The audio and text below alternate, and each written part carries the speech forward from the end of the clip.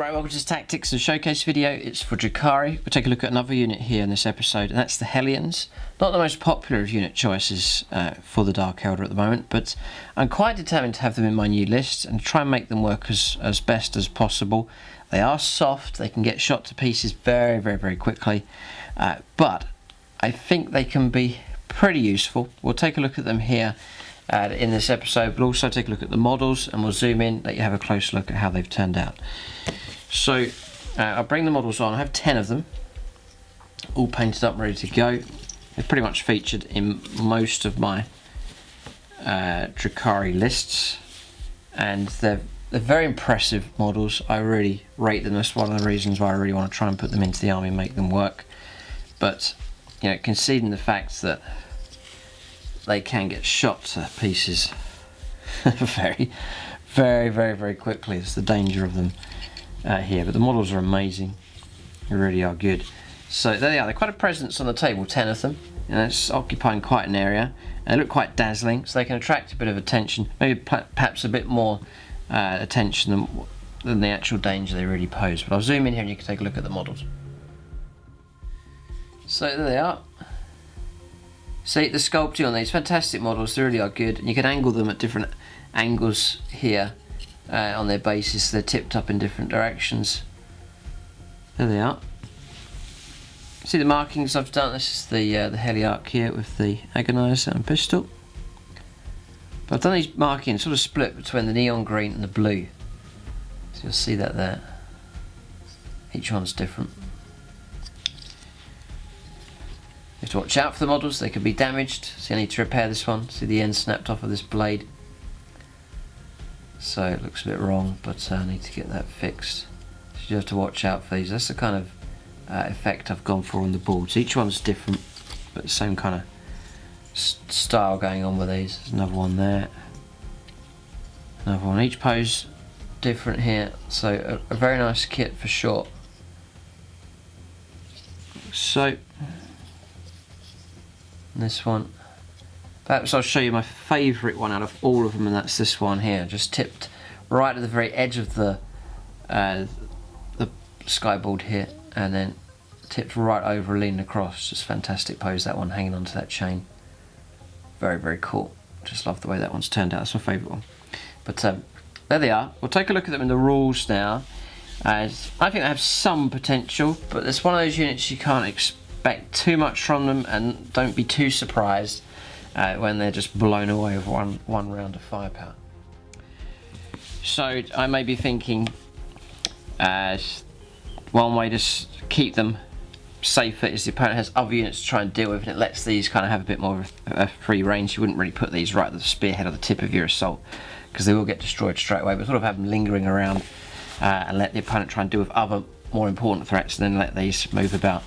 That's sort of one approach I'm thinking of for using them, because they will not be able to weather much damage at all. Very soft target for sure.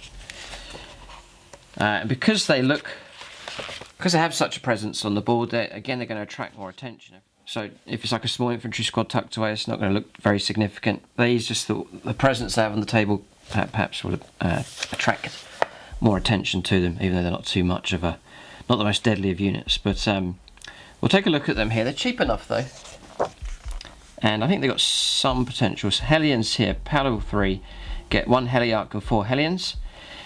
Movement 14, so they are nice and swift, nice and quick across the table. So useful enough, they can keep up with the other assault units, maybe units inside Raiders for example. They can keep up with them, which is useful enough. Then weapon skill 3+, ballistic skill 3+, strength 3, toughness 3. They've got 1 wound, 2 attacks as standard, leadership 7, and a 5+ save. So I've got a bit of a save, but not very much at all.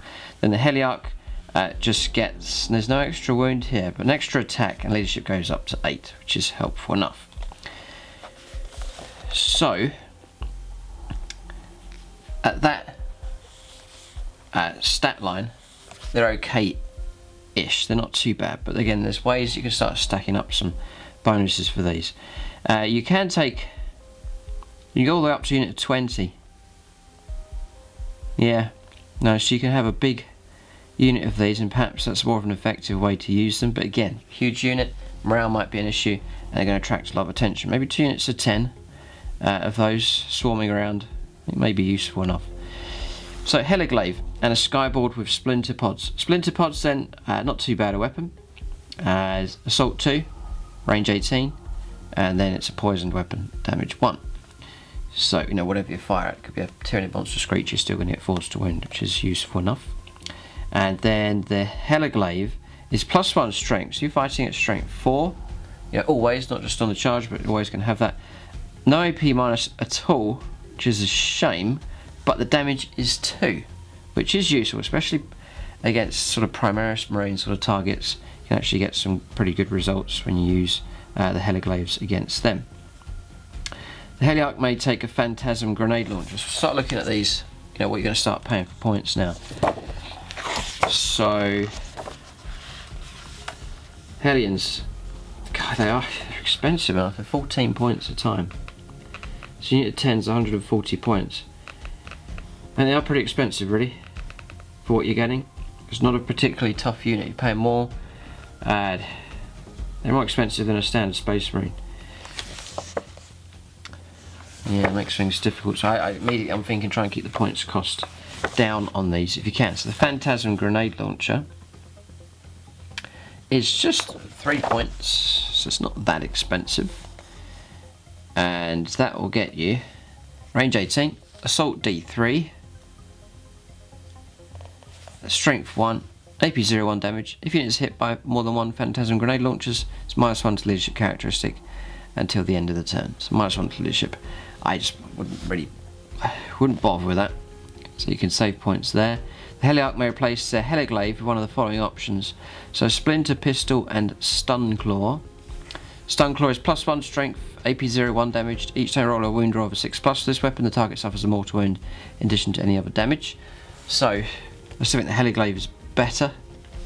And the Stun Claw is 4 points. No, I wouldn't bother paying out for that. Splinter Pistol and then Power Sword. Downside of that is the Power Sword you're going to be fighting at strength 3. The Power Sword I think is 4 points. Here. Yeah, 4 points again. Again, save points, wouldn't bother with that. And then Splinter Pistol and Agonizer. And the Agonizer again is 4 points. It's poisoned weapon, going to be winning on 4+ all the time, which is pretty good. And then AP -2, but then 1 damage. So that would be the more potent weapon, I reckon. And you're getting 3 attacks there.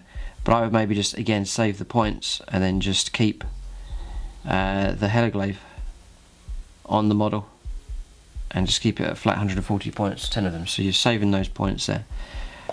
So one advantage they have is hit and run. They can fall back and charge in the same turn. So if you charge into one target, on the next turn they can pull out, or if they have been charged they can pull out, shoot and then charge at something else. That's good tactical flexibility. I honestly think though, these you're going to get perhaps one chance of them to make an impact, one charge, and then the opponent will deal with them and then they'll be gone. That's what I think will happen most of the time with these. You get this one chance to try and make some kind of impact with them and then don't expect them to be there after that. So if that's the case, you're wanting to try and keep them as cheap as possible because they're probably going to die if you are determined to use them. I really want to try and use them in my army. And then try and give as many bonuses as possible to make them the best possible impact on that first time charge. To try and do as much damage as possible, and after that, then if they survive, it's a bonus. So the way to do that is you've got your Power from Pain and Combat Drugs, and then you've got your Witch Cult to select, and it's that combo going on that starts to really enhance these and make them a lot better. So at the moment you're looking at 21 attacks for unit 10. Don't expect too much impact from that. That's what I'm thinking. Just there's not too much they're going to do, but there's ways of vastly improving that. So the first thing then is Power from Pain. It's just sort of your standard bonus for Drukhari here, but we'll just show you. Yep. So immediately first turn, you're going to be 6s to ignore wounds. It's going to help out a little bit. Then you've got re-roll the dice when determining how far your unit with this bonus moves when it advances and charges. So that's useful. But turn 3, I think this is sort of a turn 3 type unit. Maybe a bit of a struggle to keep them alive. But turn 3 is +1 to your hit rolls. It will be very, very useful for these. So you've got, similar to my Incubi sort of approach, You've got your main line that goes in very, very quick. So initial units charging in straight away and closing the ground. These ones following up and then looking to charge in turn 2, but ideally turn 3 to try and make the impact to get those 2s to hit. It's a massive bonus for them. So that's what I'm kind of thinking. The general philosophy, I think, with Drukhari in close combat is you've got multiple cheap units. The way to make them effective is to have them gang up, multiple cheap units gang up on one unit and then take them out. I think seems to be the approach. So use this unit 10 on their own, maybe struggle, but if there's other units and characters that can join in, then I think that's the way to go about doing it. So these perhaps as a supporting unit, or to be supported by other units, just to make sure. You're trying to wipe out entire units so that they're not being struck back in close combat. But anyway, I'm thinking turn 3 the most effective point for these with Cleansing Fury, +1 to the hit rolls. So then you go to combat drugs, and you can roll the dice and have it entirely random. But I'm leaning towards, also I've got witches in the list as well, I've got reavers also. I'm leaning towards selecting here and taking a bit of control. The only restriction is that you can't repeat the ones you choose. You have to keep going until you've chosen all 6. Then once you have chosen all 6 and the spare units, you can then select again. So ones that I think will suit these is +1 attack. Yeah, go from 21 attacks to 31 attacks. All of a sudden, just for that simple selection, they've got a lot better. Another good one for these is +1 strength. So it becomes strength 5, very useful. 3s to wound, sort of infantry targets. That's very useful as well. Hypex, useful enough, +2 to your move. But I'd maybe give that to something like Reavers, for example, or Witches. Painbringer, +1 to toughness, make them a bit tougher. Maybe. And then Serpentine, +1 to weapon skill. So 2s to hit. So if you want to use them a bit earlier, not wait till turn 3, you can go for that one. And then Splinter Mind, +2 to leadership characteristic.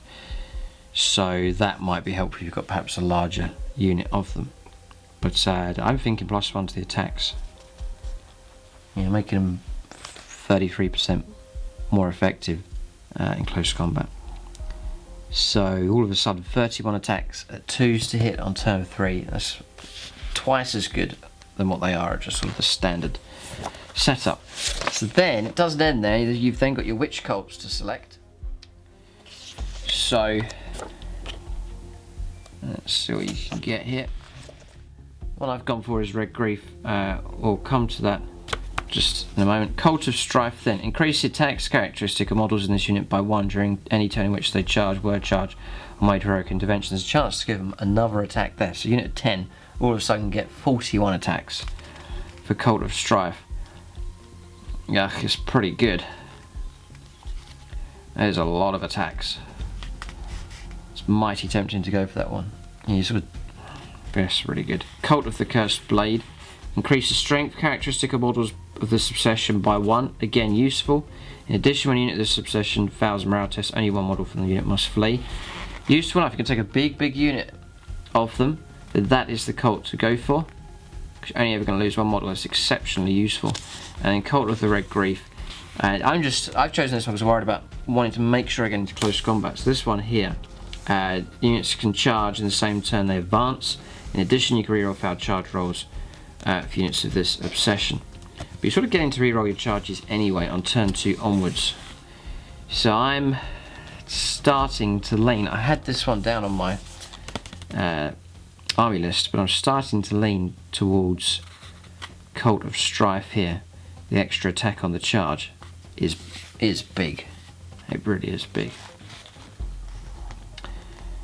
So that's about it. The stratagems doesn't seem to be too much here, really. I think the main bonus for these is coming from your cult that you select, and then your combat drugs and power from pain. And I'll maybe try and illustrate that here with some assaults in just a moment. But that's about it for these. So I really think the emphasis needs to be, maximise your initial impact, and then any turn after that is a bonus. We'll line these up. So we're unit 10. I'll just try and illustrate here their potential. There's no AP- on these, so you're looking just to saturate the opponent with loads of wounds. here is the idea. So here they are. Let's say the rest of your army has swept in. They're all fighting off in the distance, and there's, say, a unit of tactical marines here. Sure, I think maybe, yeah, that's alright, we'll stick with these. We'll stick with these. So unit of 10. So points wise, 140 and about 150 odd points, it's kind of even. I don't want to be struck back in close combat because these don't last very long. The idea is to blow these away and charge in. So laser cannon, this is a bit of Overwatch here. No. Overcharge the plasma, no. Frag grenade, one shot, no hit. And then it's going to be bolter rounds coming through. In 6s, nothing. Alright, so they got away pretty lightly. And charging in 11, so in they come. They look quite dazzling as they charge. Again, that's why they're going to attract perhaps more attention than what they're worth, but here they go. I would imagine these would fire their splinter pods, so why not? We'll fire 20 splinter pod shots. I'd imagine that's going to cause some damage here. So, just need 3 more. 3's to hit.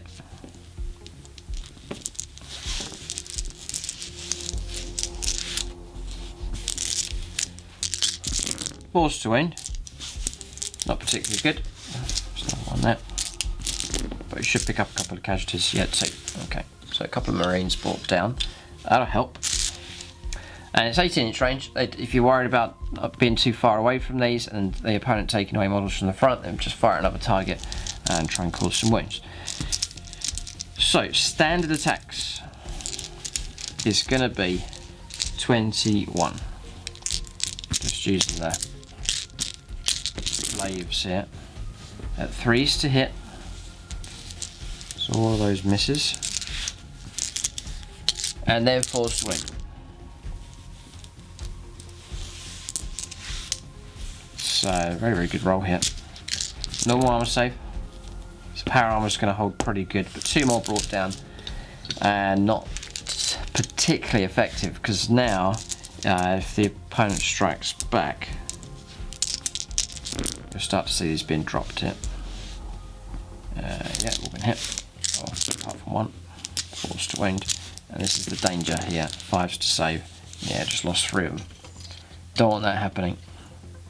They start dwindling very quickly. So non-ideal situations. This is an ineffective round here. This unit's been wasted really. A couple of marines being brought down, no good. You want to take out the whole squad if you can. So I'm going to time it then at turn 3. So I'm going to make them charge in at 2's to hit. Let's just say the charge has gone ahead. And Overwatch, just as the result stands here. But they've charged in now. This is turn 3. So 2's to hit with their attacks. And we'll say that we have chosen the +1 attack for combat drugs. So now you're going to 31 attacks. This should make a big difference. 31. Really, you've not paid any extra points for this. This is just waiting for the right turn and selecting the right combat drug. So a careful choice there. You're looking for 2's to hit, so a fair few 1s, but there's a good number of 2's now, which will now count as hits. I've got a nice fistful of dice now, which is a healthy sign. 4's to wound. Still sensing there needs to be more to this. These are really going to be good. Loads have failed and passed those saves here, so not that great. 2 marines brought down. That's a particularly poor roll. We'll have another go. 2's to hit. Just to try and give you an idea of what to expect during a game. Some people watching this thinking of getting this unit, and it sort of helps to see what they can do before you go ahead and buy them. 4's to wound. It's a much better round. but you don't want it to be too volatile. You want to charge them in and then to have some kind of impact. 3s to save. Now this is more the result you're looking for, almost getting close to destroying the squad. 7 Marines brought down, that's decimated them pretty good, so not too bad. We'll do one more just to see what kind of average looks like. Looking at about an average of slaying about 5 of them. 2s to hit.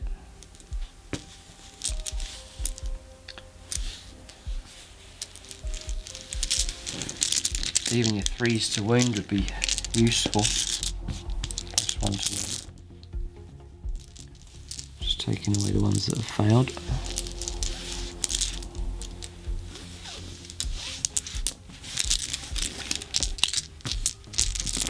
Three ups. About 5. I reckon that's about the average at the moment. So something like that. Interesting. Okay, so 5 Marines brought down. Now, if that was, the other unit I was going to bring on as an example was a unit of Intercessors. Now, if that was 5 fails, that's 2 damage a time, and that squad would be wiped out. So, you know, try and think of targets where you can make use of that 2 damage. It's only half killed the squad here for the regular Marines, but it would wipe out the Primaris Marines with their 2 wound each models. So we'll say we'll go for choose that cult that has the +1 attack on the charge, Cult of Strife. So we'll see if that helps, and that's about as much as you can max them out here. So that's 30, 35, that's all the dice I've got here, so we'll roll 6 more after this. This is 41 attacks now. I'll take these ones. Perfect. Okay, so we'll roll these ones here just to make it up. And that's all the hits. Made a big difference here. Maybe you got splinter pods as well. You're going to cause a couple of casualties. So 4s to wound. Just gone for extra attacks as opposed to extra wounds. Or extra the ability to wound on 3s. See a lot of fails. You need tons and tons of hits to make this work. And then a 3+ save. That's getting closer to wiping out the squad here. That's a lot better. That's 8. Alright, so it pushes it up to about 8. That means that the squad's not going to fight back very effectively, and whatever happens to these, they've done a fair bit of damage. If a couple of casualties of splinter pods, 8 casualties there, it might be enough to wipe out the tactical squad.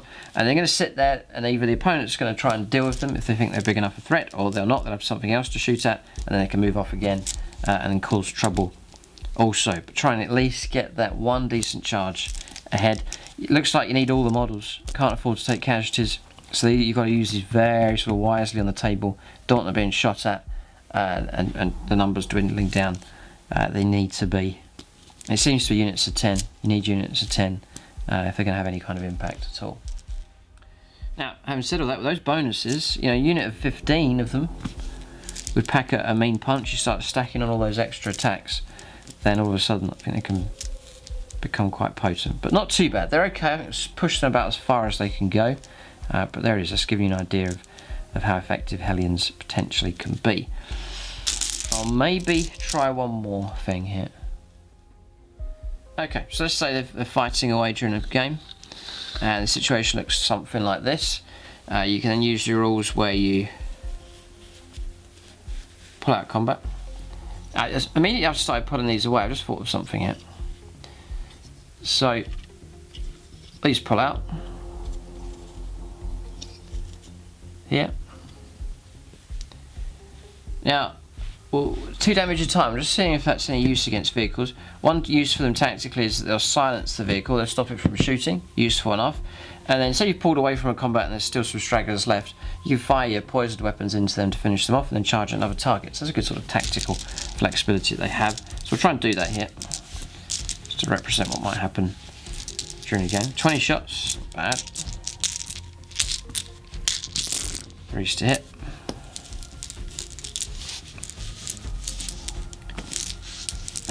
4s to win. Not going to get him. A couple of saves. Got picked off a Marine, so nothing major. 1 or 2 casualties seems to be about the rate for them. So charging in, Storm Bolter shots. There's a hit. There's a wound, and no save. So we'll take one of them away. In they go.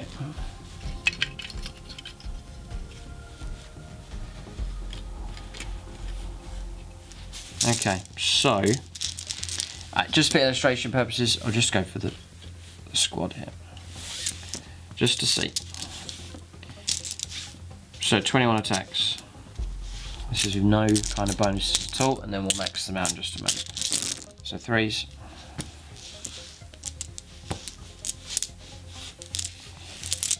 And then 5s. Hardly anything. 3+ save. Foul 2, that all of a sudden become 4 damage. Just alright, that's not bad. We'll then max them out here. So it's turn 3, charging at 2s to hit. 41 attacks, chosen Cult of Strife. So loads of attacks coming in.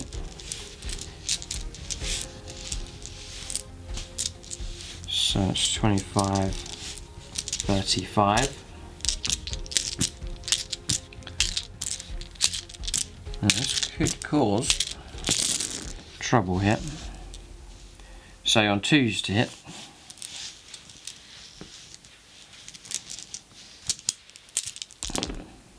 And one more. Okay. All of them +1. That's all the hits coming through. Loads of those. 2s to hit. Fantastic. And then 5s to wound. This is really good. So vehicles will find themselves, wow, in a lot of trouble. Loads of trouble. 3+. Here's the wound starting to come through. Almost got us an excellent roll there. But 4 failed saves, it's actually 8 damage, the vehicle's almost destroyed. So on average, yeah, they should have destroyed that vehicle, but there you go, they can be potentially effective against vehicles also. Another use for them is catch out characters. You get these and surround a character, and the character fails those kind of saves, you destroy them. You know, maybe a character has a 3+ invuln save, which is really good usually, but with so many hits coming through, they're going to start failing some of those, and then the damage comes through. And against characters, you know, 2 damage a time, guaranteed, can be nasty against them as well. So they're okay. They're very fragile though. So you've got to watch out for that. There's no invuln save, there's no minus to hit them, not very tough at all. So you've got to be very, very clever at using these to try and preserve them, keep them alive, and at the same time try and close the ground to reach the opponent units as well. So there it is, that's the tactical and showcase for Hellions. I do plan to try and include them in my Drukhari force, but they will be a challenge, and in games you're probably going to see them getting destroyed at times. So they're just sort of there as a bonus unit, and sort of aim to get them as a 1 use only sort of unit, and then anything else after that is a bonus. Check out the comment section below.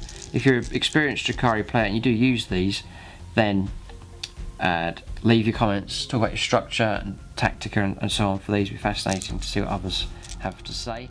And then by all means check out the comment section, see what others have said about this unit. I don't know how popular they are, I don't think they're particularly popular, but there might be some out there that make them work, so see what other Drukhari players have to say.